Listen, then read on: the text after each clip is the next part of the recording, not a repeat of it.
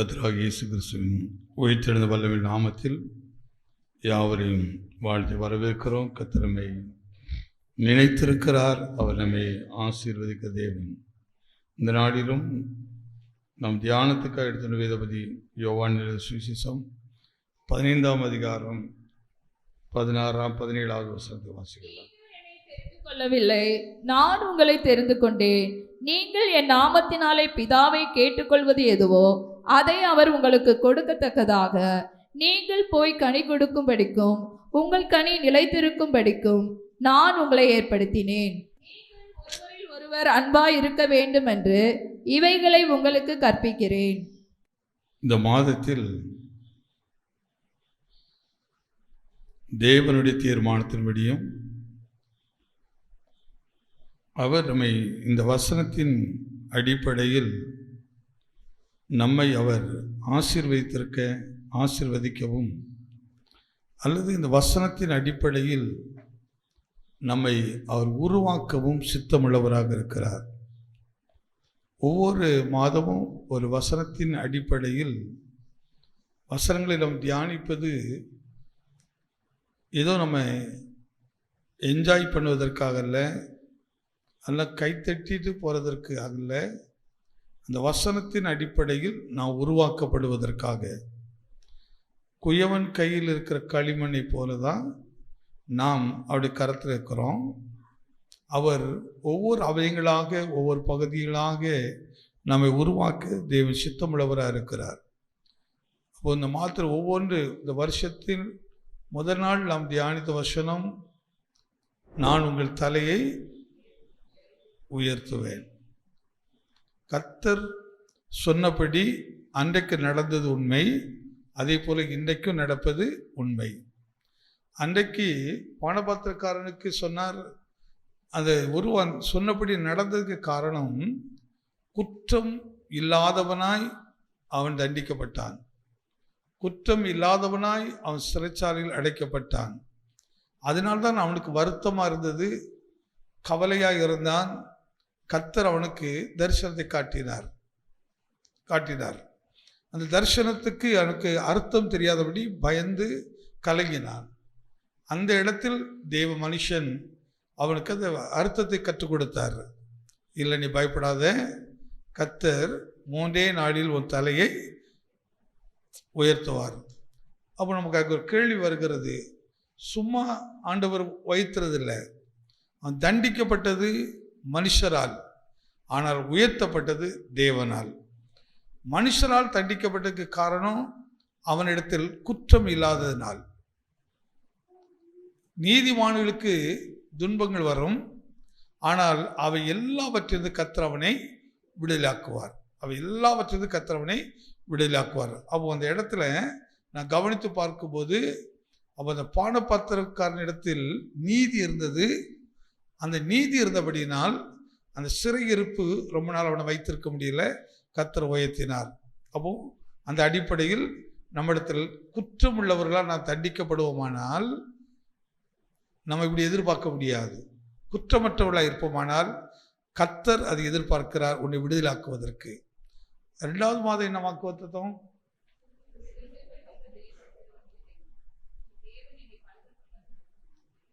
என் தேவன் என்னை பலுக பண்ணுகிறதுனால் என்னது? வெறும் உலகத்தின் ஆசீர்வாதத்தின் அடிப்படையில் அல்ல, நம்முடைய சுபாவங்களில் குணம் அடிப்படையில் நம்மளை கர்த்தர் நிறைய மாற்றத்தை உண்டாக்குறவர். நீங்கள் புதிய ஏற்பாட்டில் வந்துட்டனாலே முழுவதும் குணத்தின் அடிப்படையில் தான், சுபாவத்தின் அடிப்படையில் தான். ஆனால் நம்ம அந்த பகுதியை ரொம்ப டச் பண்ண மாட்டோம், அதுக்குள்ளே போக மாட்டோம். உடனே நம்ம இந்த உலகத்தின் அடிப்படையில் தான் பெருக்கொன்னு சொன்னால், இப்போ எனக்கு இது இருக்குது, இது இன்னும் நிறைய வரணும், இது இருக்குது எனக்கு நிறைய வரணும். அந்த பெருக்கொன்னி பார்த்தீங்கன்னா ஒரு வியாதி இருக்க 10 வியாதி வரணுமா? அந்த பெருக்கத்தை குறித்து பேசல. ஒரு பிரச்சனை 10 பிரச்சனையாக வரணுமா? இல்லை. அடிப்படை உள்ளத்தில் மாற்றங்கள், பெருக்கம். இங்கே கொஞ்சம் அன்பு இருந்துச்சு, இப்போ அது பல மடங்காக. இது கொஞ்சம் இறக்கம் இருந்துச்சு, இப்போ பல மடங்கு இறக்கம். இது கொஞ்சம் தயவு இருந்துச்சு, பல மடங்காக. கொஞ்சம் நன்மை செய்கிற குணம் இருந்துச்சு, இப்போ பல மடங்காக. அதனால தான் நன்மை செய்வதில் சோர்ந்து போகாதீர்கள். அதுக்கடுத்து கர்த்தர் மேல உன் பாரத்தை, அந்த பாரம் ஒரு மனுஷனை எப்படி ஒடிக்கிறோம். பாரம் சுமக்கிறது அவ்வளோ கொடுமையானது. இந்த பாரம் சுமப்பது விஷயத்துமே கிடையாது. அதனால தான் பாரம் சுமக்கிறவர்களே என்னிடத்தில் வாருங்கள். அப்போ பாரத்தையும் துன்பத்தையும் இந்த உலகம் உனக்கு கொடுத்துருக்குது, அல்லது பொல்லாத வல்லமை உனக்கு கொடுத்துருக்குது. அவைகளிலிருந்து விடுதலை கொடுப்பதற்கு இயேசு இந்த பூமிக்கு வந்தார். அதனால தான் கர்த்தர் மேல் ஒரு பாரத்தை நினைச்சதே வைத்து விடு. இந்த 4வது மாதத்தில் தேவன் இயேசு தன் வாய்த்தர் சொன்ன விஷயம், நீங்கள் என்னை தெரிந்து கொள்ளவில்லை, நான் உங்களை தெரிந்து கொண்டேன். இப்போ நானா இயேசுவை தெரிந்து கொள்ளலை, இயேசுதான் என்னை தெரிந்து கொண்டார். நான் இயேசுவை தேடுவது பகுதி, ஆனால் இயேசு என்னை தேடுவது முக்கியமான பகுதி. அவர் நம்மை தேடி வருவதுதான் நமக்கு ஆசீர்வாதமே தவிர, நான் போய் கேட்பது எனக்கு ஆசீர்வாதம் கேட்போம். எனக்கு இதை கொடுங்க கேட்டுட்டே இருப்போம். பார்த்தீங்கன்னா இது ஆசீர்வாதம் கிடையாது. ஆனால் என்னை தேடி வருகிறது பாருங்கள், நான் கொண்டு வருகிறார்கள். அதனால பாருங்க, நம்ம வீட்டு வாசலை தட்டி தேவன் நமக்கு நன்மை செய்கிறார். நம்ம வீட்டு வாசலில் நம்ம தட்டி மகளே கூப்பிட்டு நம்மை அவர் ஆசீர்வதிக்கிறவர்.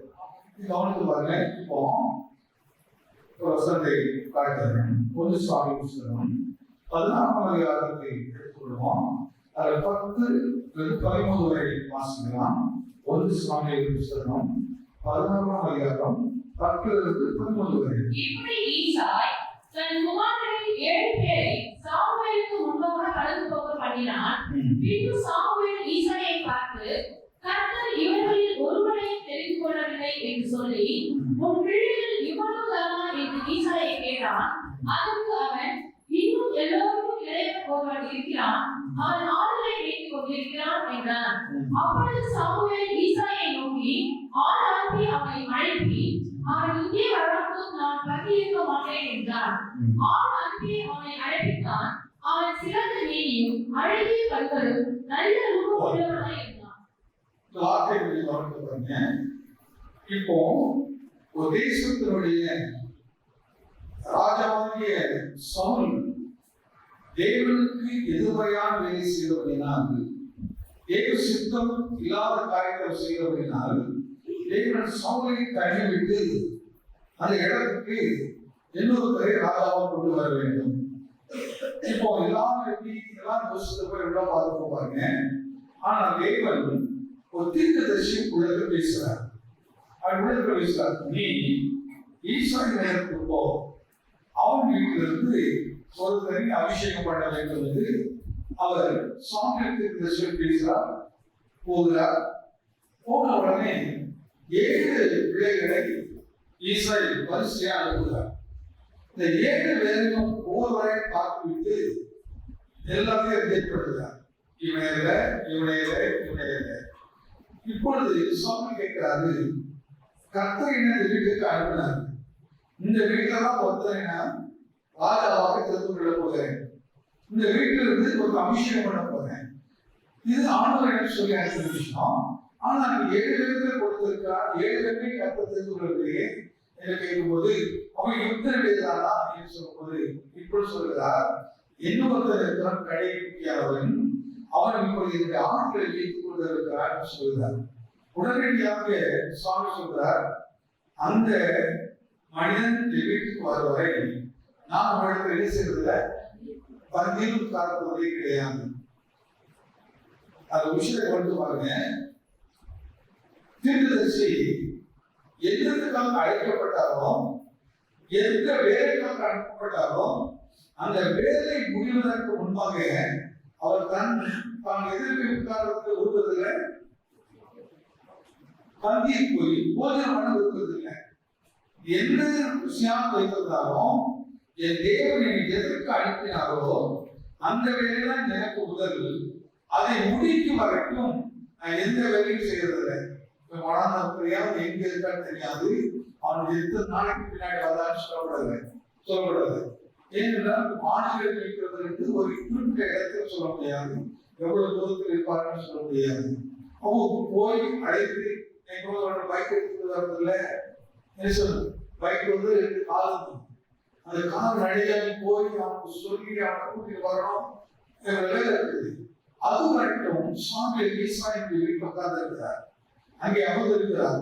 அவர்கள் அந்தி உட்காராமல் வெயிட் பண்ணி கொண்டிருக்கிறார். அது வருகிறார். அப்போது கருத்து சொல்கிறாரு, இவனை நீ அபிஷேகம் பண்ண வருகிறார், அபிஷேகம் பண்ணுகிறார். இப்ப ராஜ்யத்தின் ஆளுமை தாவீது தேடினாரா, தாவீது தேடி வருகிறார். தாவீது தேடி நம்மளை தேடுன்னு சொல்ற இடத்தை சொல்ற முதலாவது ராஜ்யத்தையும் அப்படி நீதியும் தேடுங்கள். எது தேடனா, ராஜ்யம் இருக்குது, அது தேவனுடைய சிங்காசனம் தேடணும். அவன் அந்த இடத்துக்குள்ள போகணும்னு சொன்னா நீ நீதியை தேடணும். நீதிமான் தான் அந்த ராஜ்யத்தை பிரவேசிக்க முடியும். நீதிமான்களால் இருக்கிறவர் தான் அந்த ராஜ்யத்தை சுதரிக்க முடியும். அவன் தேட வேண்டியது எதை தேடுமா, நீதியை தேடணுமா. அதிகாரத்தை தேடக்கூடாது, பொருளாசையை தேடக்கூடாது, மனிதர்களை தேடக்கூடாது, எதையோடு தேடக்கூடாது. தேட வேண்டியது நீதி.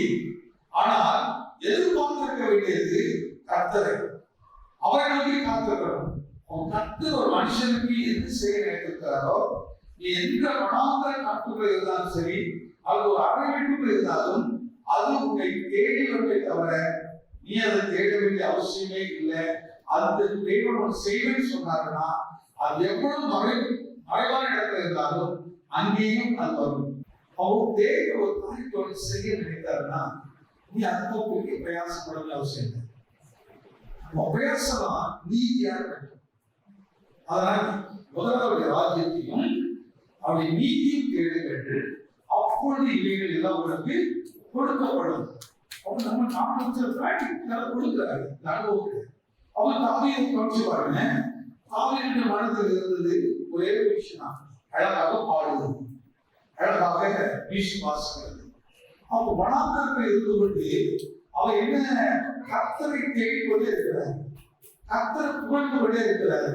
என்ன நினைச்சிருப்பாரு, வீட்டுக்குள்ள அழகாக இருக்கிறார்கள்.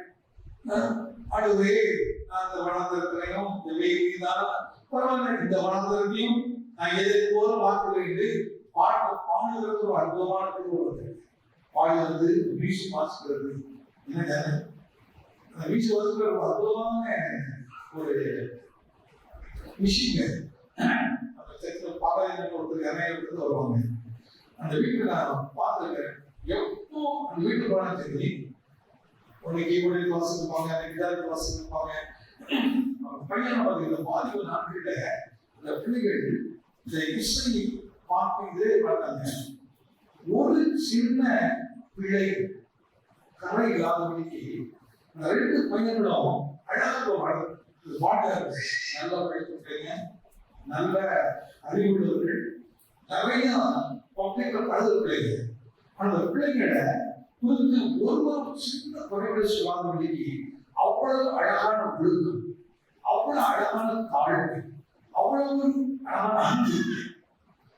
அவங்க இங்க இல்லை, ஆனா அவங்களுக்கு நான் பேசுறேன், அவங்களுக்கு பேசுறேன். அந்த 2 பேர் வாங்கி தெரிஞ்சவங்க தெரியும்,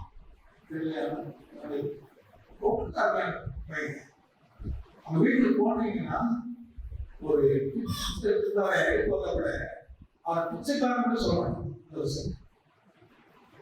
ஒரு நம்ம எவ்வளவு காட்டிக்கலாம், எவ்வளவு போடுவோம்,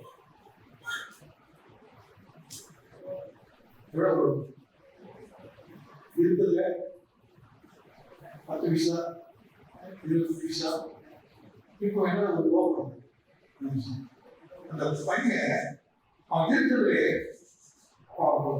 கொடுத்தீங்கன்னா அவன் அப்புறம் பேசுவோம். 100 ரூபாய் கொடுத்தேன், சாப்பிட விழாவும் ஏதோ கொடுப்போம். அப்படியே 100 ரூபாய் விழுதப்பா அப்படின்னு விழுப்பான். பிச்சைக்காரன் கூட சொல்லக்கூடாது. அவங்க ஏழ்மையானவங்க அந்த வார்த்தை பயன்படுத்தி எனக்கு ரொம்ப ஆச்சரியமா இருக்கும். எவ்வளவு அருமையான பிள்ளைகளை இந்த தகவல் தாய் வளர்த்திருக்கிறாங்க. கத்துக்கு என் சர்வீஸ்ல நீங்க பாத்தீங்கன்னா நம்ம வாசனை 8 மணி சர்வீஸ்னா 7 மணிக்கு இருப்பாங்க. 12 மணிக்கு நான் வாசித்தாங்க.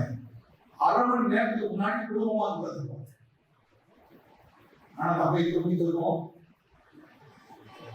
ஆனா நம்ம எங்க இருக்கோம்? இந்த தேடி ஆண்டு வரணும். நம்ம தேடி ஆண்டு வரணும். கொஞ்சம் மனதிலே மனதில் வருது. சுவாபம் மாறவே மாட்டேங்குது. எப்படி கர்த்தரை நினைப்பார்? கர்த்தரை எப்படி நம்ம நினைத்து ஆசீர்வதிக்க முடியும்?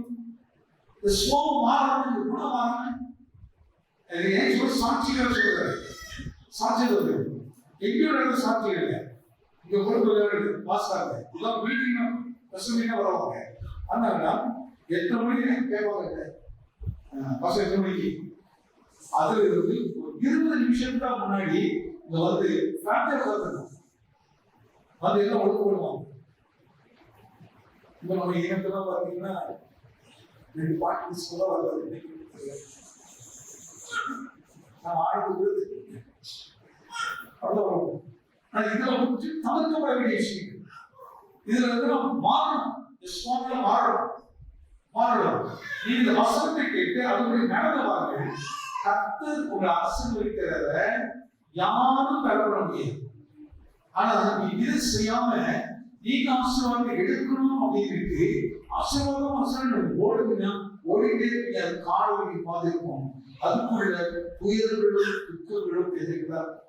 அதனால கர்த்தரின் ஆசீர்வாதம் கர்த்தர் அருமையா இந்த பிள்ளைகள் ஹஸ்பண்ட் ஒய்ஃபு 2 பையன் 1 பொண்ணு. ஆனால் ஒரு ஓலை தான். ஆனா அவ்வளவு சீக்கிரமா வந்துருப்பாங்க. அவ்வளவு சீக்கிரமா வந்துருப்பாங்க. ஊழியக்காரங்க வந்துருப்பாங்க. கவனிச்சு பாருங்க. வாட்ச் தேவனுடைய வேலை, இது கர்த்தருடைய வேலை, இது கடவுளுடைய வேலை நினைக்கணும். கர்த்தருடைய வேலை அந்த நம்ம சொல்ற இமானுவேல் நல்ல ஒரு சாட்சி சொன்னாங்க. அவங்க ஒவ்வொருவரும் சாட்சியமாக அந்த சர்வீஸுக்கு முன்னாடி அவங்க உட்கார பழகணும். பிள்ளைகளை ஆயத்தப்படுத்தணும். அதுதானே நம்ம எல்லாம் அதுக்கப்புறம் இல்லை கர்த்தர் நம்ம நினைக்கணுங்க. அதனால்தான் சங்கீதத்தில் படித்தோம்ல, கர்த்தர் நம்மை நினைத்திருக்கிறார், அவர் நம்மை ஆசீர்வதிப்பார். ஆசீர்வாதத்துக்கு தடை வேறு யாரும் அல்ல, நம்முடைய செயல் தடை, நம்முடைய நோக்கங்கள் தடை, நம்முடைய நடத்திப்பு தடைகள், இவனெல்லாம் கொஞ்சம் மாற்றம் அடைய வேண்டியது தேவசுத்தம். அப்படி தேடினால நம்ம வளைட்டான ஒரு விஷயம் செய்யல. அவங்களும் சாதாரண ஒரு குடும்பம், ஒரு டிரைவர் ஸ்கூல் இதில் அவங்களே சொல்லுவாங்க. ஆனால் இன்னைக்கு அந்த பிள்ளைகளுடைய நிலைமையெல்லாம் பாருங்க, அற்புதமாக கர்த்தர் வைத்திருக்கிறாரு. அந்த பிள்ளைங்க அப்படியே தகப்பன் அன்னைக்கு இடையில நான் பார்க்க போனேன். நான் சொல்ல, பசங்க என்னை வெளியே விட மாட்டாங்க ராஜன், என்னை வீட்டை விட்டு வெளியே போடாது, நீங்கள் எனக்கு வேணும் அப்படின்ட்டு என்னை அப்படி வைத்து பசங்க என்ன செய்கிறாங்க. நான் ஒரு நாள் என் பிள்ளைகளை அப்படி கவனித்தேன். ஆனால் கர்த்தர் இன்னைக்கு என் பிள்ளைகள் என்னை இப்படி கவனிக்கும்படி வைத்திருக்கிறாருன்னு வீட்டில் சமைக்கிறதுக்கு கூட ஆள் வைக்கிறாங்க பசங்க. நீங்கள் ஒரு வேலை கூட செய்ய வேண்டாம். நான் ஒரு வேலை செய்யாமல் இருந்தேன்னா உடம்பு கெட்டு போகும். கொஞ்சம் வேலையெல்லாம் செய்யணும். உட்காந்துக்கிட்டே இருந்தால் அப்படியே இருக்கவே கூடாது. அதுக்கு பிறகு வேற மாதிரி அது மாறிடும். அப்போ சாட்சி கொடுக்கிறார்கள் பிள்ளைகளை குறித்து. பெற்றோரை குறித்து பிள்ளைகள் சாட்சி கொடுக்கிறார்கள். இப்போ நாம் இன்னொருத்தருக்கு சாட்சி கொடுக்குறோம். அதனால தான் வேதத்தில் நீங்கள் நிறைய பார்த்து சாட்சிகள் நிறைய இருக்க பாருங்க. கவனிச்சு பாருங்க. நம்ம ஒரு சாட்சியை பேசப்படணும். வேதத்தில் பார்த்தீங்கன்னா இதெல்லாம் நினைக்கிற காரியங்களை கொஞ்சம் அடுத்து கொஞ்சம் நினைச்சேன்னா, இன்னைக்கு ஆதாமும் ஏவாளும் மரித்து எத்தனை வருஷம் ஆயிடுச்சு?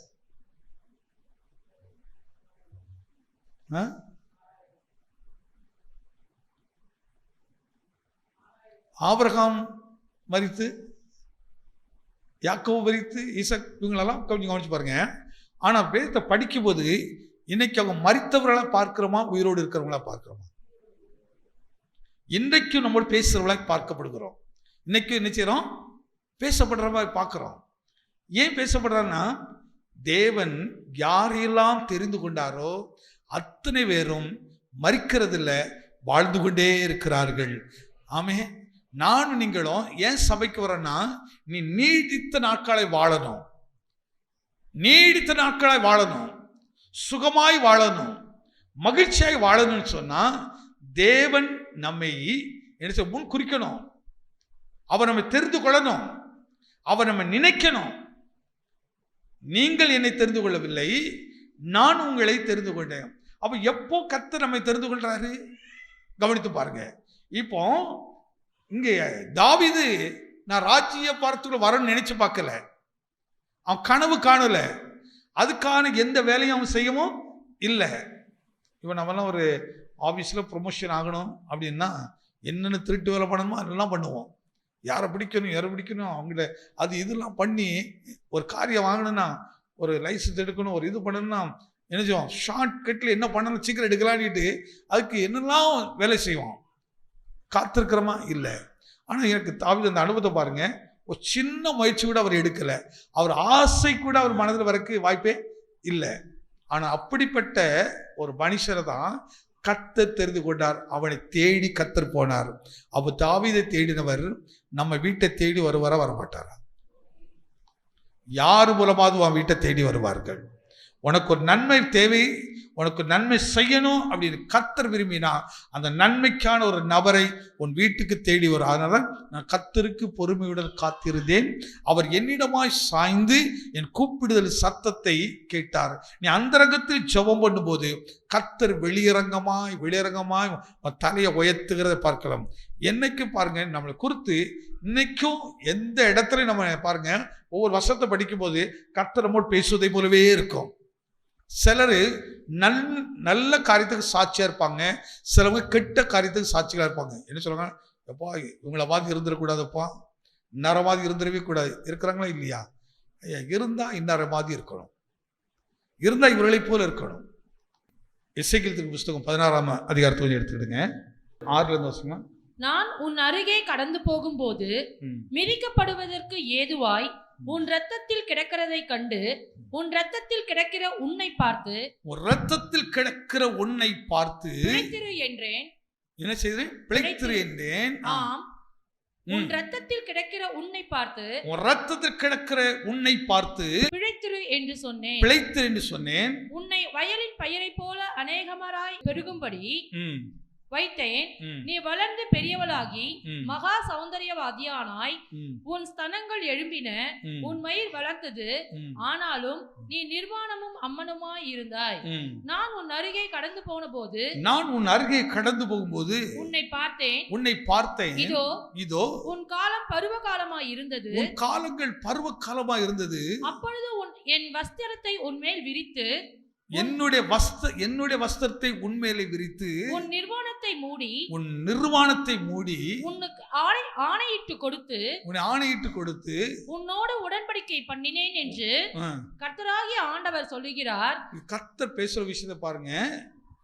இது ஏதோ ஒரு விஷயத்தை குறித்து பேசல, ஒரு தேசத்தை குறித்து பேசலாம், அல்லது ஒரு பட்டணத்தை குறித்து பேசலாம், அல்லது ஒரு குடும்பத்தை குறித்து பேசலாம், அல்லது தனி நபரை குறித்து கூட பேசலாம். இவர் கடந்து போகும்போது ஒரு விஷயத்த சொல்றாரு, நீ எங்க கிடந்தாய்? ரத்தத்தில் கிடந்தாய். இந்த ரத்தம் என்ன ரத்தம்?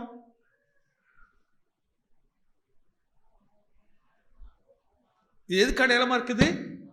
பாவத்துக்கு அடையாளம். பாவம் ஜீவியத்தில் ஜீவிக்கிறாய். உன்னை பார்த்தா நீ பாவ ரத்தத்துக்குள் விழுந்து கிடக்கிறாய், பாவ ஜீவியத்துக்குள் விழுந்து கிடக்கிறாய். உன்னை பார்த்துட்டு என்னால் சும்மா கடந்து போக முடியல, உன்னை பார்த்துட்டு என்னை அப்படி விட்டுட்டு போக முடியல. அதனால் என் வஸ்திரத்தை, அது எதை காட்டுகிறது? ரட்சிப்பை காட்டுகிறது, நீதியை காட்டுகிறது, தேவனுடைய இரக்கத்தை காட்டுகிறது. அவர் அந்த வஸ்திரத்தை என் மேல் உடுத்தி என் நிர்வாணத்தை மறைத்தார். கொஞ்சம் கவனித்து பாருங்க. ஒரு நபராக நீங்க எடுத்துக்கிடலாம், ஒரு ஃபேமிலியாகவும் எடுத்துக்கிடலாம். இன்னைக்கு உன் ஃபேமிலி எப்படி இருக்குது? நிர்வாணமா இருக்குதா? உன் தனிப்பட்ட வாழ்க்கை நிர்வாணமா இருக்கிறதா? உன் தேசத்தை கொஞ்சம் எடுத்து பாரு, நிர்வாணமா இருக்குதா? சபையை எடுத்து பாருங்க, எப்படி இருக்குது? நிர்வாணமாக இருக்கிறதா? ரத்தத்துக்குள்ள இருக்குது. பாவம் வேதனை என்கிற ரத்தத்துக்குள் விழுந்து கிடக்கிறது. இதை பிதாவாகிய தேவன் இந்த எரேமியா எசேக்கியேல் தீர்க்கதரிசி மூலமாய் அதை வெளிப்படுத்தி காட்டுகிறார். இப்படிதான் அவன் காலங்கள் இருக்கிறது, இப்படிதான் அவன் ஜீவியம் இருக்கிறது. ரத்தம் நம்ம என்ன இயேசு கிறிஸ்துவ ரத்தம் பாவங்களெல்லாம் நீக்கி அது இயேசு ரத்தம் மட்டும் தான் நிற்கும். உன் ரத்தம் நிற்காது. ஒரு ஆட்டு மாடு ரத்தம் நிற்காது. உன் ரத்தத்தினால உன்னை நீ பரிசுத்தமாக்கி விட முடியாது. உன் புத்தியினால் உன்னை பரிசுத்தமாக்கி விட முடியாது. இயேசு ரத்தம், அதாவது வசனம் தான் கழுவணும். எப்படி கழுவுது? இந்த வசனத்தை பயப்படணும், இந்த வசனத்தை பயந்து நடக்கணும். ஐயோ, என்னை பிற்காலத்து என்னை குறித்து மற்றவர்கள் தவறான ஆலோசனை கொடுக்கிற இடத்துல வந்துடக்கூடாதே. என்னை குறித்து தவறான உதாரணத்துக்கு வந்துடக்கூடாதே. இந்த வார்த்தைகள் எல்லாம் எடுத்து அவன் காட்டி, ஐயா அவன் வீட்டில் இப்படிதான் சாபம் இருக்குது அப்படி என்று ஒரு தேவ ஊழியர் அவங்களோடு பேசி இருக்கிறார். ஏன் உங்க வீட்டில் இப்படி நடக்குது? ரத்தம் அவன் வீட்டுக்குள்ள இருக்குது. என்ன ரத்தம் இருக்குது? பாவம் செய்த ரத்தம். நீ அநியாயம் ஒரு பெண்ணுடைய ரத்தத்தை சிந்தினாய். அநியாயம் சிந்தினபடினாலே உன் வீட்டுக்குள் இப்படி மரணங்கள் உண்டாகிட்டு இருக்கிறது. இதனால் உன் குடும்பமே சிதறடிக்கப்பட்டது. இப்போ அடையாளமா மாறிட்டாங்களா இல்லையா? எப்பா இந்த குடும்பமா அது சாபமான குடும்பம்ப்பா, மோசமான குடும்பம்ப்பா, பயங்கரமான ஆட்கள்ப்பா. இன்னைக்கு கூட நம்ம சில தப்பானதுக்கு ஒரு அடையாளம் காட்டுவோம். இவனை மாதிரி நேருக்கு நேர் ஒன்று பேசுவான், பின்னாடி இன்னொன்று பேசுவான். ஆனால் இயேசு குறித்து அப்படி யாரும் பேசுறது இல்லை. இந்த மனுஷன் ஆச்சரியமான மனுஷன் ஐயா, இந்த மனுஷன் அற்புதமான மனிதர் ஐயா, இவரை மாதிரி யாரும் பேசுறது இல்லை. அந்த சிலுவையில் கூட தொங்கும் போது கூட பாருங்கள், பிதாவை இவருக்கு மன்னியும். அதான் கிறிஸ்தவத்தினுடைய அடிப்படை அஸ்திபாரம் எதுனா மன்னிக்கிறது தான். குற்றத்தை செய்வதல்ல, குற்றத்தை விட்டு விலகுவது, குற்றத்தை விட்டு வெளி வருவது. அதே உள்ள அந்த ரத்தத்துக்குள்ள இருக்கக்கூடாது. அதனால தான் ஒரு வஸ்திரத்தை என் வஸ்திரத்தை சொல்றாரு. அது இயேசுக்கு அடையாளம், இயேசுடைய ரத்தத்துக்கு அடையாளம். பாருங்க, இயேசு ரத்தம் சகல பாவங்களை நீக்கி நம்மை சுத்திகரிக்கிறது. அப்போ அவங்களுக்கு இந்த ஆலோசனைலாம் கொடுத்து உடனே அந்த ஐயா, அது ஒரே ஒரு ஃபேமிலி தான் இருக்குது அந்த ஊரில். அந்த ஐயா, அவருடைய மனைவி, அவர் கொடுத்த 2 பெண் பிள்ளைகள், 3 பையன்கள், எல்லாரும் இயேசு பிடித்து கொண்டார்கள். அதுக்கப்புறம் வஸ்திரத்தைப்படியே நடக்க ஆரம்பித்தார்கள். ஒரு சின்ன ஒரு எறும்புக்கு கூட துரோகம் செய்யக்கூடாது அப்படின்னு நினைத்து அந்த பிள்ளைகளை போதித்து வளர்த்தாங்க. ஒரு நாளும் அந்த பிள்ளைகிட்ட சொல்லுவார்களாம், அப்பா நம்முடைய முற்பிதாக்கள் இப்படிலாம் நடந்ததுனால தான் நான் குடும்பத்தில் இப்படிலாம் மரணங்கள், அதனால் இன்னைக்கு எல்லாரும் எங்கே இருக்கிறான்னு கூட தெரியல, எல்லாரும் ஓடி போய்விட்டார்கள், எல்லாம் ஓடி போயிட்டார்கள், நான் மட்டும்தான் இங்கே இருக்கிறேன், இன்னைக்கு இயேசு நம்பி இருக்கிறேன், எனக்கும் வயதுகள் 50 நெருங்க போகிறது. ஆனால் நீங்கள் ஒரு நாளும் ஒருவேளை நான் மரித்தாலும் சரி, நீங்கள் என்ன செய்தாதீங்க, இந்த இயேசுவை விட்டு விடாதீங்க, வார்த்தை விட்டு நடங்கள். இந்த வார்த்தையை சொல்லி சொல்லி சொல்லி பிள்ளைகளை வளர்ந்தார்கள். இன்றைக்கு அவர்கள் இன்றும் உயிரோடு இருக்கிறாங்க. 90 வயசு தாண்டி விட்டார்கள். கரங்களை தட்டி ஆமென் சொல்லுங்களேன். அப்போ சாபமான ஒரு சூழ்நிலையில் இருந்தாலும் அதை இயேசுவின் வார்த்தைகள் மாற்றும். அதனால வசனத்தை அனுப்பி அவர் குணமாக்கினாங்கிறார். இயேசு ரத்தங்கிறது என்ன? அவருடைய சிலுவை குறித்த வார்த்தைகள். ரத்தங்கிறது என்ன? இந்த ரத்தத்தில் இருக்கிற வல்லமையை நாம் வெளிப்படுத்தி உபதேசிக்கிறது. அதனால வசனத்தை காதுள்ளவன் கேட்க கடவன். வசனத்தை எந்த அளவுக்கு நாம் கேட்கிறோமோ, கேட்டுட்டு அப்படி விடுகிறதுல உடனே மனஸ்தாபப்படணும். ஆண்டவரே, இந்த வசனத்தின்படி நான் மனம் திரும்ப விரும்புகிறேனப்பா. எப்படிப்பட்ட சாபமாக இருந்தாலும் இயேசுவின் ரத்தத்தால் மாற்ற முடியும். அதுக்கு அந்த சம்பவத்தை உங்களுக்கு காட்டேன். அப்போ எல்லாரும் 50 வயசுல மரித்த குடும்பத்தில் ஏன் இவருக்கு 90 வயசு தாண்டின இன்னும் உயிரோடு இருக்கிறாரு? எப்படி இருக்கிறாரு? வசனத்தை கேட்டதுனால மட்டும் இல்லைங்க, அதன்படி நடந்ததினால், தானும் நடந்து தன் மனைவியும் நடக்க வைத்து தன் பிள்ளைகளை நடக்க வைத்து, அவர் சாபமான மரணத்தை பயத்தில் இருந்தவர்கள். அதனால தான் மரண இருளின் பள்ளத்தாக்கில் நடந்தாலும் பொல்லாப்புக்கு பயப்படேன், தேவரீ என்னோடு இருக்கிறீர். அப்போ கர்த்தர் நம்மோடு இருந்தால் எப்படிப்பட்ட சூழ்நிலைகளையும் மாற்ற முடியாத காரியம் ஒன்றுமே இல்லை. எப்போ மாறும்? சபைக்கு வந்ததுனால மாறாது, கேட்டதுனால மாறாது. அதுபடி நடக்க உன்னை அர்ப்பணிக்கணும். அது கஷ்டம் இருந்தாலும் சரி, அதில் நிந்தை இருந்தாலும் சரி, அந்த வசந்தபடியே நடப்பேன். நீங்கள் நடந்து பாருங்க, ஒரு காலம் வரும், நீங்களும் மறிக்கலாம், நானும் மறிக்கலாம், ஆனால் நீங்கள் மறிக்காமல் பேசப்பட்டுக்கிட்டே இருப்பீங்க. இன்னைக்கு இயேசு மரித்தாரா? உயிரோடு இருக்காரா? அவருடைய வார்த்தைகள் மரித்து இருக்கிறதா? மறிக்கல. அப்போஸ்தலர்கள் மரித்தார்களா? பேசுகிறார்களா? இன்னைக்கு பேசிட்டே இருக்கிறாங்க. இன்னைக்கு பேசுகிறாங்க. யூதாசை குறித்து பேசுகிறார்கள். எதுக்காக யூதாசை பேசுகிறார்கள்? எல்லாரும் யூதாசை போல மாறுகின்றா. ஆனா பிசாசு எல்லாத்தையும் யூதாஸ் போல மாற்றிக்கிட்டே இருக்கிறான். எல்லாரும் யூதாசுடைய ஆவியை கொடுத்துக்கிட்டே இருக்கிறாங்க. யூதாசுக்கு உணர்வே இல்லை பாருங்க. ஏசு சொல்லுகிறாரு, எப்பா நீ தான் என்ன காட்டி கொடுக்க போறவன், இந்த துணிக்கை யார் வாயில் கொடுக்கிறான் அவன் தான் சொல்கிறாரு. இவனு நானோன்னு கேட்கிறான்.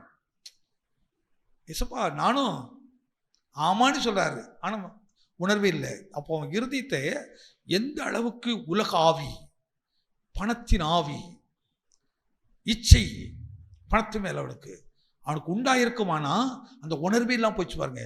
இதனால்தான் உயிரோடு இருந்தும் செத்தவர்கள் என்று பெயர் பெற்றவர்கள். இப்படிப்பட்டவர்கள் உயிரோடு தான் இருப்பாங்க, ஆனால் ஆத்துமாவிலே செத்தவர்கள். அவங்களுக்கு எந்த உணர்வும் எந்த இதுவே இருக்காது, எந்த இதுவே இருக்காது. நானும் இல்லை, நானும் அவ்வளோதான் ஆமான்னு சொல்லாரு. அதை விட்டு வெளியே வரல.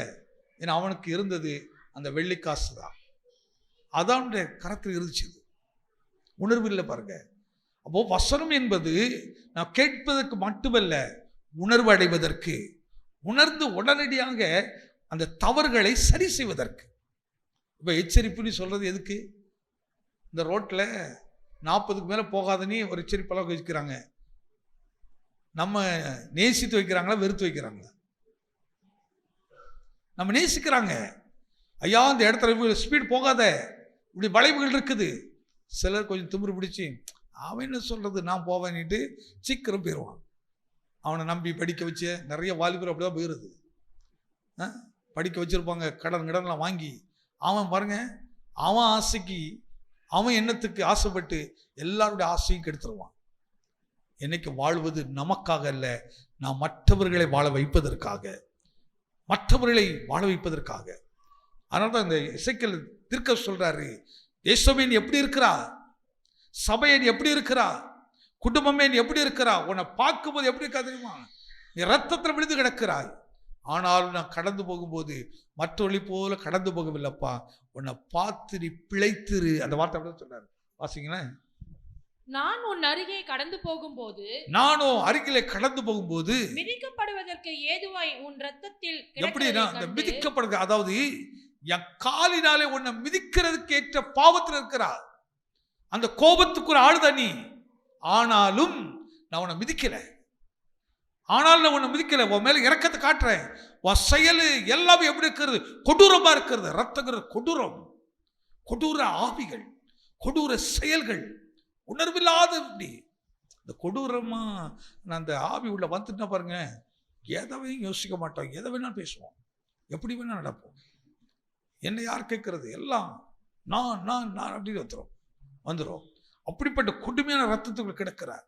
ஆனால் அங்க பாருங்க அந்த வார்த்தை எப்படி சொல்றா, மிதிக்கப்படுவதற்கு ஏதுவாய், மிதிக்கப்படுவதற்கு ஏதுவாய் இருந்தாய், நீ உன் ரத்தத்தில் கிடக்கிறதை கண்டு, உன் ரத்தத்தில் கிடக்கிறதை கண்டு, உன் ரத்தத்தில் கிடக்கிற உன்னை பார்த்து, உன் ரத்தத்தில் கிடக்கிற உன்னை பார்த்து பிழைத்திரு என்றேன், பிழைத்திரு என்று சொன்னேன். ஆம். அடுத்து சொல்ல பாருங்க, திரும்பவும் அதே வார்த்தை வருது, ஆம். உன் ரத்தத்தில் கிடக்கிற அதாவது உன்னை பார்த்து நான் பிழைத்திருன்னு சொன்னேன், ஆம்னா அப்படியே மீண்டும் சொல்லுகிறாரு, அப்படியே நீ என்ன செய்திரு. எத்தனை பேர் விசுவாசிக்கிறீங்க? இன்னைக்கு நம்மை பிழைத்திருக்கும்படியான ஒரு சூழ்நிலையை கர்த்தர் நமக்கு இரக்கமா கர்த்தர் கொடுத்திருக்கிறாரு. அதனாலதான் அவர், நீங்கள் என்னை தெரிந்து கொள்ளவில்லை, நான் உங்களை தெரிந்து கொண்டேன். நம்மளை அவர் தெரிந்து கொண்டிருக்கிறார். எதுக்கு தெரியுமா? நீ பிழைக்க வேண்டும் என்று, உனக்கு கிருபையாக நேரத்தை கொடுக்கிறேன், இரக்கமான கொடுத்துக்கிட்டு இருக்கிறேன். நான் கடந்து போகும்போது, உன்னை பார்க்கும்போது, உன்னை மிதிப்பதற்கு ஏதுவான எல்லா காரணம் இருந்துச்சு. ஆனால் உன்னை நான் மிதிக்கல. கர்த்தர் ஒரு மிதிச்சு எப்படி இருக்கும் கவனிச்சு பாருங்க. அங்கதான் இரக்கத்தை காட்டுறார், அப்படி மனதுருக்கத்தை காட்டுகிறாரு. நான் இதனால தான் இப்போ சொல்ற சபைக்கு சொல்ற ஆலோசனைகள், தெரிந்தவர்கள் சொல்ற ஆலோசனைகள், இந்த யாராவது ஒருத்தர் இது அப்படி பேசுகிறாங்கன்னா நீங்களும் உடனே பதிலுக்கு பதிலாக பேசிக்கிட்டு அப்படிலாம் பண்ணினீங்கன்னா வித்தியாசம் இருக்காது, உங்கள் வாழ்க்கை மாறாது. அவங்க இப்படி தான், ஆனால் நீ இப்படி இரு. அவங்க கெட்டவங்க அதை, அப்போ நீ நல்லா தானே, நீ நன்மை செய்யி. அவங்க கெட்டவன்னு சொல்லிட்டு அதை விட மோசமாக கெட்டது செய்தானா அப்போ அவங்களுக்கு நமக்கு என்ன வித்தியாசம் இருக்குது? ஒரு வித்தியாசம் இல்லையே. நீ நல்லா ஆளுங்கிறது எப்படி ப்ரூவ் பண்ண முடியும்? எப்படி சாட்சி சொல்ல முடியும்? அவன் ஒரு வாய்ப்பை கர்த்தர் கொடுக்கிறாரு. உனக்கு ஒருத்தர் துரோகம் பண்ணினா கூட அந்த துரோகத்தில் நீ பார்க்க வேண்டிய தெரியுமா, இந்த துரோகத்திலிருந்து கர்த்தர் என்னை வாழ வைக்கிறவர், என்னை பிழைக்க வைக்கிறவர், என்னை பேச வைக்கிறவர். நல்லா கவனிச்சு பாருங்க. வாங்கினவன் பெருசா தெரிவானா, கொடுத்தவன் பெருசா தெரிவானா? யாருங்க பெருசா தெரியுமா? கொடுக்கறதான் பெருசா தெரியுமா? ஆமே. கொடுக்கிறது கொடுத்து விட்டு கொடுக்கிறவன் பெருசா தெரியுவான். ஆமே. வாங்குறவன் பெருசா பெரியவன் அல்ல. ஆனால் எப்பவும் பாருங்க, நீங்க எந்த இடத்துல வந்துடணும்னு சொன்னா, எதுனாலும் கொடுக்கறதுல முதல் இடத்துல வந்துடணும். ஒரு இடத்துல போறோம், உட்காரக்கு 4 சேர் தான் இருக்குது 5 பேர் இருக்கிறோம். உடனே நம்ம என்ன செய்யணும்?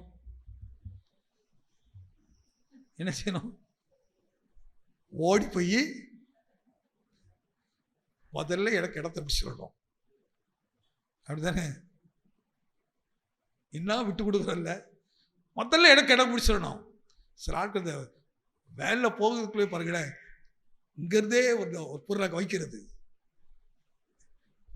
நீ அவ்வளோ செய்யாத, நீ போய் சும்மா நெல்லு. அவன் பக்கத்தில் இருக்கிறவங்க அண்ணன் நீ உட்காருங்கன்னு உங்களுக்கு இடம் கொடுத்துருவான். ஆமே. நீ ஓடி போய் அப்படி பிடிக்காத. இந்த சுபாவங்கள் மாறல பாருங்க.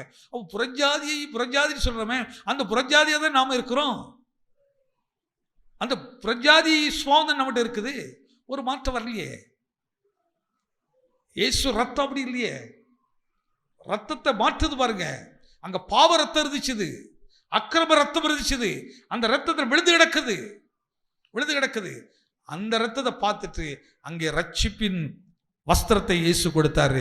இன்னைக்கு அவர் நம்மை ரட்சிக்கிறவராக தான் இருக்கிறாரு. அந்த ரட்சிப்பை பெற்ற நான் நீங்க எப்படி இருக்கணும் பாருங்க. இந்த உலகத்துல எந்த மார்க்கும் இப்படி போதிக்கிறது இல்லை, எந்த தேவனும் இப்படி போதிக்கிறது இல்லை. பைபிள் மட்டும்தான் இப்படி போதிக்குது. எப்படிப்பட்ட சாமர்தம் மாறுங்க அந்த நம்பிக்கை இருக்கிறது.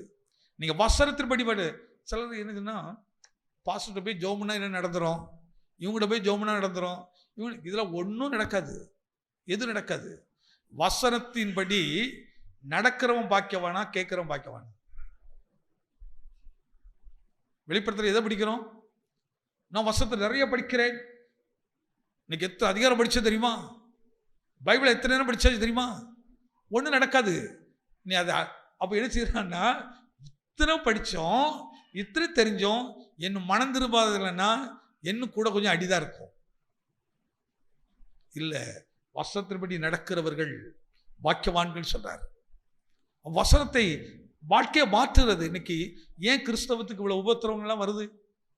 அவர்கள் அழைப்பை விட்டு, அதான் தேவன் எதற்கு நம்மை தெரிந்து கொண்டாரோ அதை விட்டு இன்னொருத்தரை பார்த்து இன்னொன்னு பார்த்துட்டு அந்த இடத்துல போய் நம்ம உட்கார்றதுதான் பிரச்சனை. நம்மளை எதுக்கு அழைச்சாரோ அதில் மட்டும் உட்கார்ந்த போதும், அதை மட்டும் செய்தால் போதும், எல்லாமே அழகாக மாறிடும். இன்னைக்கு சபைகள் ரொம்ப படும் மோசமான எப்படி சொல்லி கிட்டத்தட்ட ஐசி கண்ட்ரிக்குள் வந்துருச்சு. ஆனால் உணர்வு இல்லை. இந்த வசனம் பாருங்க, எங்கே கிடக்குது?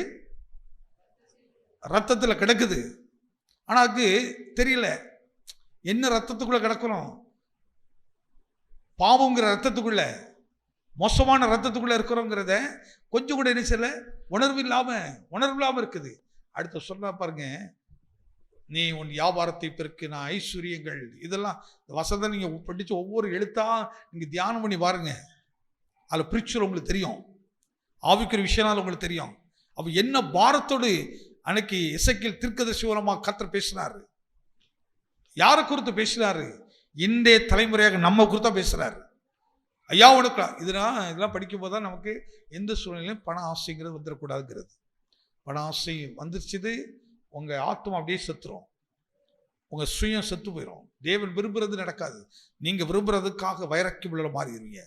அதற்காக எதை வேணா செய்வீங்க, எதை வேணா செய்வீங்க. எலெக்ஷன்ல ஜெயிக்கணும்னா என்ன வேணாலும் என்ன செய்வாங்க, என்ன வேணாலும் செய்வாங்க, என்ன வேணா பேசுவாங்க, அந்த மாதிரி தான். ஆனால் ஸ்பிரிச்சுவலில் வந்து நீ ஜெயிக்கணும்னா நீ என்ன வேணாலும் செய்கிறது இல்லை.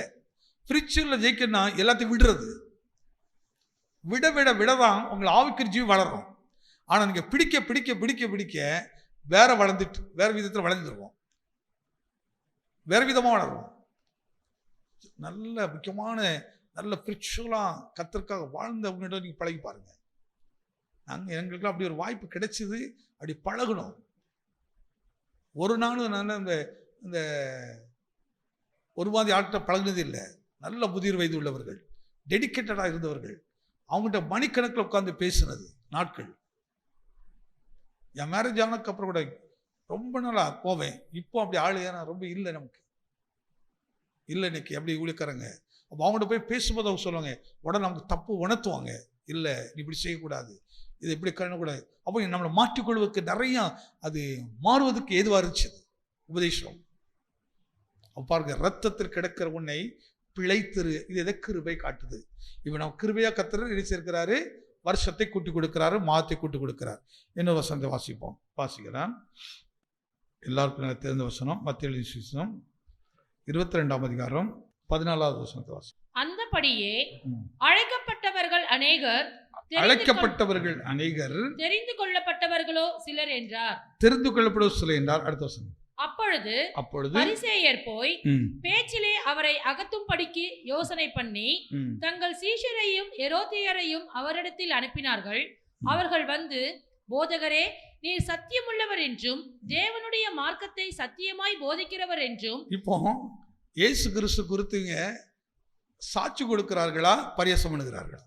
வாசிமா. நீர் சத்தியமுள்ளவர் என்றும், நீ சத்தியமுள்ளவர் என்றும் தேவனுடைய மார்க்கத்தை சத்தியமாய் போதிக்கிறவர் என்றும், நீ சத்தியமாய் போதிக்கிறவர் என்றும், நீர் முகதாட்சணியம் இல்லாதவர் என்றும், எவனை குறித்து உமக்கு கவலை இல்லை என்றும், எவரை குறித்து கவலை இல்லை என்றும் அறிந்திருக்கிறோம். ஆதலால் உமக்கு எப்படி தோன்றுகிறது, ராயனுக்கு வரி கொடுக்கிறது நியாயமோ அல்லவோ, அதை எங்களுக்கு சொல்லும் என்று கேட்டார்கள். இயேசு அவர்கள் துர்குணத்தை அறிந்து, இங்க பாருங்க, இப்போ அவங்க இயேசுவோடு பேசுறது எதுக்காக பேசுறாங்க?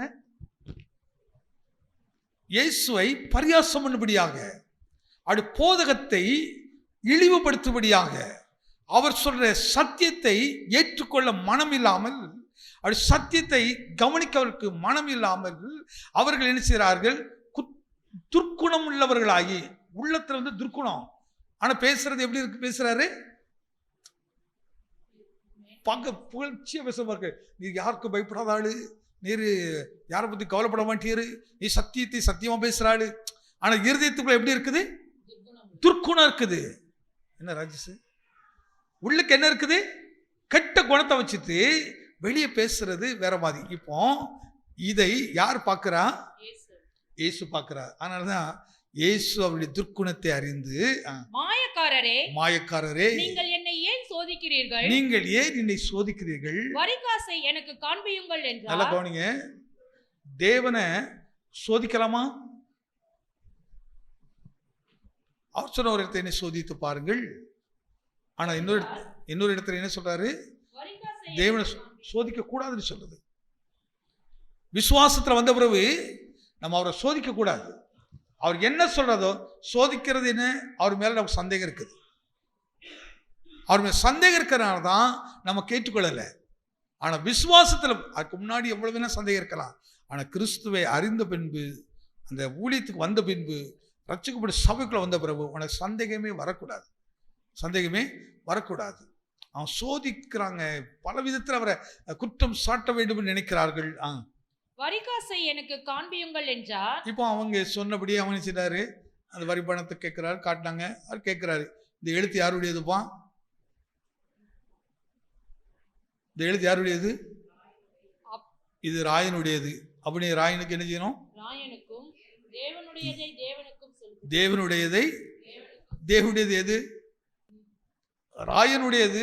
அவனுடைய அச்சு இருக்குது, அவனுடைய இதெல்லாம் பொறிக்கப்பட்டிருக்கிறது. இந்த பணம் யாருடையது? ராயனுடையது. அப்போ நீ ராயனுக்கு நான் கொடுக்கணும். அப்போ கர்த்தரிடத்தில் நம்ம என்னத்தை பெற்றிருக்கிறோம்? தேவன் நமக்கு என்னத்தை கொடுத்திருக்கிறாரு?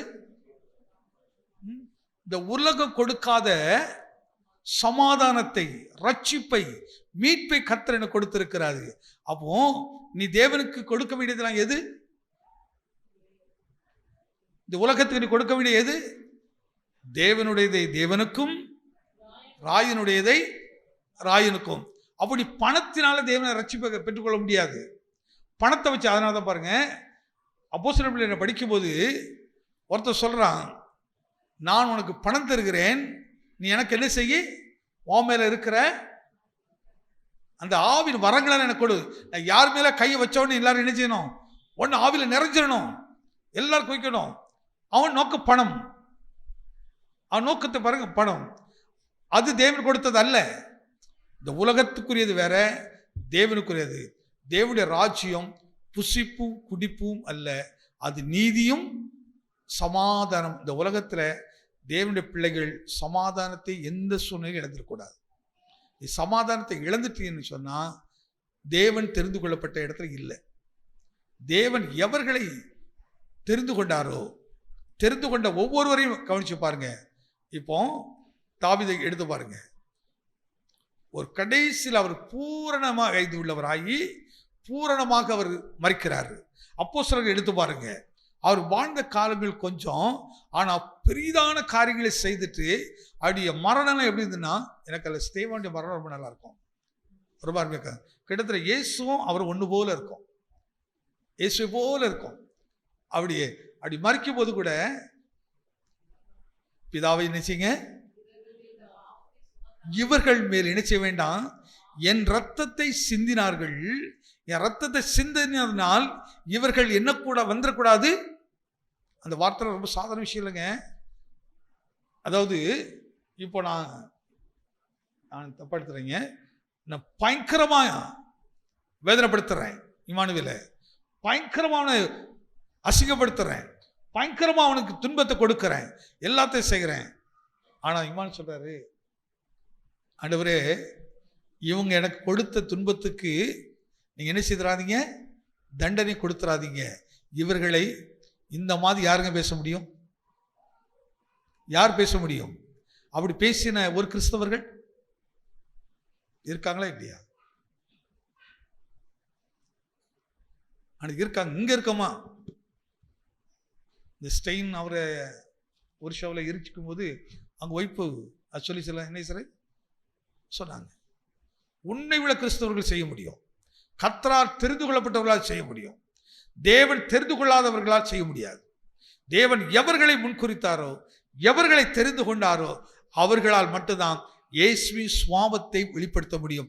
அதற்கு தான் கம்யூனியனுக்குள்ள வர்றோம். அப்படி சரீரத்தையும் ரத்தத்தையும் பானம் பண்ணும். எதற்காக சரீரத்தை ரத்தத்தையும் பானம் பண்றோம்? அப்படி சுவாபம். அப்ப இயேசு ரத்தம், என் ரத்தத்துல பாவம் இருக்குது, என் ரத்தத்துல மீறுதல் இருக்குது, என் ரத்தத்தில் அக்கிரமம் இருக்கிறது, என் ரத்தத்தில் பெருமை இருக்கிறது, என் ரத்தத்தில் நான் என்கிற ஆணவம் இருக்கிறது, என் ரத்தம் தீமை செய்கிறது. ஆனா இயேசு ரத்தமோ இரக்கத்தை காட்டுது, மனதுருக்கத்தை காட்டுகிறது, தயவை காட்டுகிறது. ஆண்டவரே உங்க ரத்தம் என்னுடைய ரத்தத்தை மாற்றட்டும், உங்க ரத்தத்தை மாற்றட்டும். அப்போ நோயுள்ள ரத்தத்தை, நம்ம ரத்தத்தை நம்ம வாழ்க்கையை மாற்றுமா? பரிசுத்தப்படுத்துமா? ஏன் பரிசுத்தம் இல்லை? ஏன் நீதி இல்லை?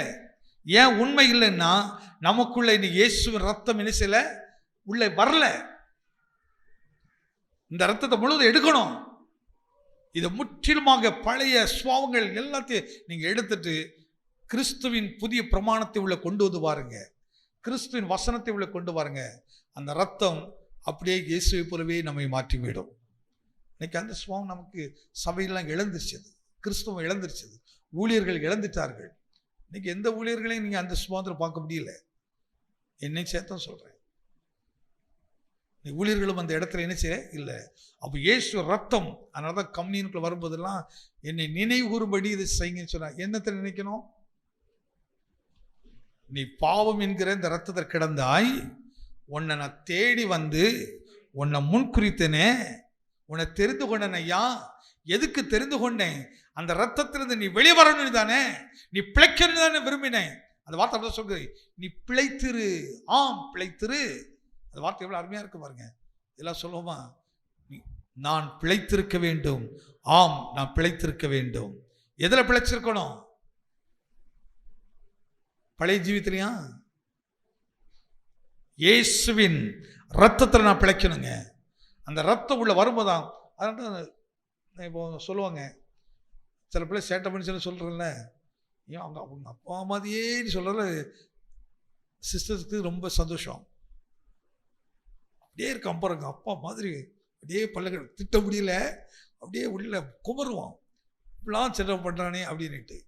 ஐயாமார்களுக்கு தெரியும், அப்படியே அவங்க அம்மா மாதிரி உரிச்சு வச்சு வந்திருக்கான் பாரு, புத்தியில் மறவே இல்லை. சொல்ல இல்லையா? ஏன்? அந்த ரத்தம் நமக்கு இருக்குது.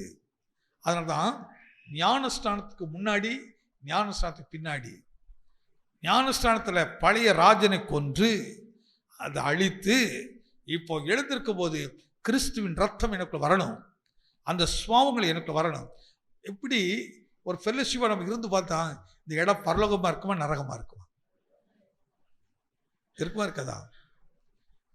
அதனால திருமணத்தில் பவுல் எழுதுறாரு, அஞ்ஞானியோடு நீங்கள் என்ன செய்யாதீங்க, இணைக்கப்படாதீர்கள். அப்போ ஒரு கணவர் மனைவி அந்த பிள்ளைகள் அப்படி இருந்து அந்த வீடு எப்படி இருக்கும் யோசிச்சு பாருங்க. அதை பாட்டு பாடுவோம், இயேசுவை போல் அழகுள்ளவர் யாரும் இல்லை, பூமி இல்லை. யாரும் இல்லைன்னு சொல்றதுக்கு இல்லை, நான் இதோ நான் இருக்கிறேன் என்று சொல்லணும். எதிர நம்புறீங்க அதை? ஐயா நாங்கள் இருக்கிறோம் இயேசு போல, இந்த சபை இருக்குதுயா, இந்த குடும்பம் இருக்குதுயா, எழுந்துக்கு, இதான் பிழைத்திரு சொன்னார். நீ பிழைத்திரு, இந்த உலகத்தை இப்படி பிழைக்கணும், ஜெயிக்கணும். என்ன அற்புதமான சாட்சிகள் பாருங்க. அதனால தான் இப்படி சாட்சிகளாக இருந்தால் நமக்கு மரணமே இல்லைன்னு விதை சொல்லுது. எதை நம்புறீங்க? நமக்கு மரணங்கிறதே கிடையாதுங்க. நம்ம மரிச்சதுக்கப்புறம் நிறைய பேர் நம்மளை குறித்து பேசுவாங்க. ஏன்னா சரீரம் தான் மரிச்சே தவிர என் வாழ்க்கை மரிக்கவில்லை, என் வாழ்க்கை பிரகாசிக்கிறது. என்ன அற்புதமான ஒரு வாழ்க்கை பாருங்க. இந்த தேவன் தான் என்றென்று உள்ள தேவன், சதா காலங்களிலும். இப்படி தரிசனத்தை உண்டாக்குங்க, இப்படி ஒரு ஆசை உண்டாக்குங்க, இப்படி விருப்பத்தை உண்டாக்குங்க. நம்ம செய்திருக்கிற ஒரு அந்த கிட்னி ஃபெயிலியரில் ஒருத்தர் இறந்தான்னு சொன்னேன், ரத்தம் மாறினதில்லை. அவர் இந்த லாக்பன் நகரில் ஒரு ரோடு போட்டு கொடுத்தாரு. அந்த இடத்துல போனால் கூட அவர் மரிச்சு எத்தனை வருஷம் ஆச்சு. இது இன்னைக்கு இதில் நாங்கள் நடக்கிறதுக்கு காரணம், இன்னைக்கு இதில் பைக்கில் போகிற காரணம் யார் தெரியுமா? அந்த விஜயகுமார் ஐயா. இந்த விஜயகுமார் ஐயா, விஜயகுமார் அவர் பேசுவார். அவர் தாங்க இப்படி சேரு சகுதியாக இருந்த இடத்த இப்படி மாற்றி கொடுத்தவர் அப்படின்னு சொல்லுவார்கள். அந்த வேர்ல்டு விஷனில் இருந்தார், அதில் டைரக்டர் இருந்தார். அப்போ செய்தார் இந்த வரைக்கும். அப்போ மரித்தாரா வாழ்கிறாரு? ஆமே. நீங்கள் வாழணுமா மரிக்கணுமா? வாழணும். அப்படி நம்ம என்ன செய்யணும்? இயேசுவை போல மாறணும். அதுக்கு தான் கர்த்தர் நம்மை தெரிந்துக்கலாம். அதனால் நீங்கள் என்னை தெரிந்து கொள்ளவில்லை, நான் உங்களை தெரிந்து கொண்டேன். எதற்காக தெரிந்து கொண்டேன்? இந்த உலகத்தில் நம்மளை வாழ வைப்பதற்காக. நமக்கு மரணம் என்பது கிடையாது, சரீர அழிவு மட்டும்தான் உண்டே தவிர நம்முடைய நற்செயல், நற்பேச்சு, நல் நடத்தைகள் இவை வாழ்ந்து கொண்டே இருக்கும். அநேகர் உருவாக்கி கொண்டிருக்கும். கர்த்தர் நம்மை அப்படி ஆசீர்வதிப்பாராக.